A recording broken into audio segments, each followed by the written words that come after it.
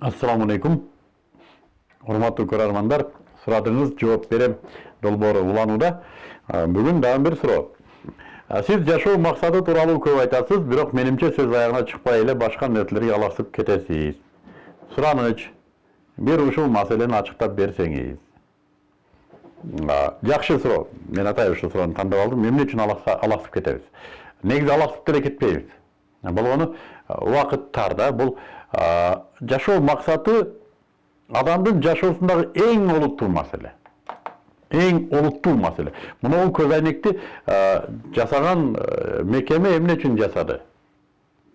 Жасоодон максаты эмнеде?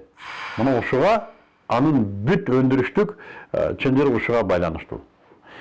Биз эмнеге жаралдык? Муну жашоо эмнеге берилди? Ошонун максаты аныкталыш керек. Эң олуттуу маселе. Оозубузду айта беребиз. Аллах Таала адамды жана жиндерди өзүнө ибадат кылуу үчүн жаратты. Бул эмне деген нерсе? Мен азыр барып акча табышым керек. Бул эмне? Ибадат кылуубу, кылбообу? Эгер кылуу болсо эмне? Деп аны кандай пландаштырабыз? Анын убакыт менен кандай байлайбыз? Анын жоопкерчилигин каяктан алып чыгабыз? Мына нерсенин бардыгы аябай ойлонууну талап кылган түйшүк. Жана буга 3 мүнөттө жооп бериш мүмкүн эмес. Дээрлик мүмкүн эмес. Бул өтө көп убакыт ала турган түйшүк. Мен болгону бул жөнүндө үстүртөн гана айтам, ойлонсун деп. Эгер кимдир бирөө ойлонуп туруп, ооба, мен жашоомдо максатымды аныкташым керек экен десе, бул биринчи тепкич, жеңиштин биринчи кадамы. Дагы 99 кадам бар максатты аныктоодо. Эми мен ооба аныктадым. Экинчи маселе, мен максатым туурабы, туура эмеспи? Муну ким текшерип берет? Атамбы, чоң апамбы, ким текшерип берет? Муну каяктан текшертем? Бул кийинки түйшүк. Аны кандай ишке ашырам? Ким муну түзүп берет мага? Мен түзгөнүм туурабы, туура эмеспи? Бунун методологиясы кандай? Жолу кандай? Усулу кандай? Бул аябай чоң мохит болгон ушундай маселе. Ошондуктан буну алаксыбайбыз деле, мен болгон эскертип турам, жашооңордо максатыңар барбы деп.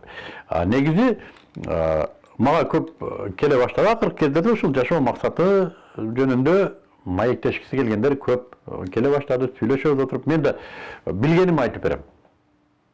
Мен деле бул маселеде аягына чыккан адам эмесмин. Мен өзүм да изилденип жүрөм. Өзүм да күн сайын ойлоном, бүгүнкү күнүмдүн максаты эмне? Эмнеге кылам муну? Эмнеге барышым керек? Тиги эртеңкини пландаштырып атып, бир жуманыкын пландаштырып атып, бир айдыкын пландаштырып атып, ушу мен койгон максатка бара турган нерсеби же алаксып калдымбы деп күн сайын өз үстүндө иштеп турган нерсе. Ошондуктан мага келип аткан адамдардын да эгер менден бир пайда болсо, ал пайда эмне десе, мен балким бир күн мурдараак ушул нерсени үйрөндүм, балким. Эң чоң жеңиш ушуга биз маани бере баштадык. Жөн эле эртең менен туруп жашоого кирип кеттик. Эмнеге десе, туруп калдык, ойгонуп калдык, ошон үчүн жашашыбыз керек. Эмнеге оокат жейбизби, жебесек өлүп калабыз, ошон үчүн жейбиз. Деп эмес, кандайдыр бир аруу, ойлонушулган, чечилген, жолдору каралган бир мүдөө менен жашаганга не жетсин? Мына ошого буга олуттуу мамиле менен гана жетебиз. Буга олуттуу өңүлүү менен жетебиз.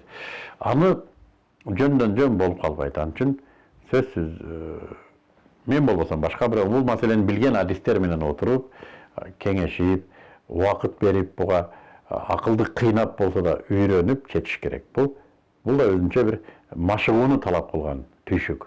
Машыгыш керек. Максат жөндөн жөн коюлуп калбайт. Муну ата-эне коюп бериш керек эле. Тилекке каршы азыр ата-энелер деле эки сөздүн бири, адам болсоң болдуң да, же болбосо бай болушуң керек, же болбосо президент болушуң керек, депутат болушуң керек деген нерселерди максат кылып койду. Балким булар деле максат. Бирок мындан да жогорураак, чоңураак максаттарды койсок болмок. Муну үйрөнүшүбүз керек. Кээ бир күлүктөр бар да, араба тартып жүргөн. Кээ бир эшектер бар, артынан КамАЗ тартып алган. Колунан келбеген нерсени тойт. Жашоо өзүнүн максатына дал келсе гана кызыктуу өтөт жана пайдалуу өтөт экен. Мен ушуну байкадым. Жана мен да күн сайын ушуну ойлоном. Менин бүгүнкү жашоом чындап эле Мыктыбектин жашоосубу же Мыктыбек башка нерсени алып ора болуп жүрөбү деп. Бул да мен үчүн аябай ойлонтурган нерсе. Келиңиздер чогуу ойлонойлу, байланышыңыздар. Балким мен билген нерсе пайдасы тийип калат.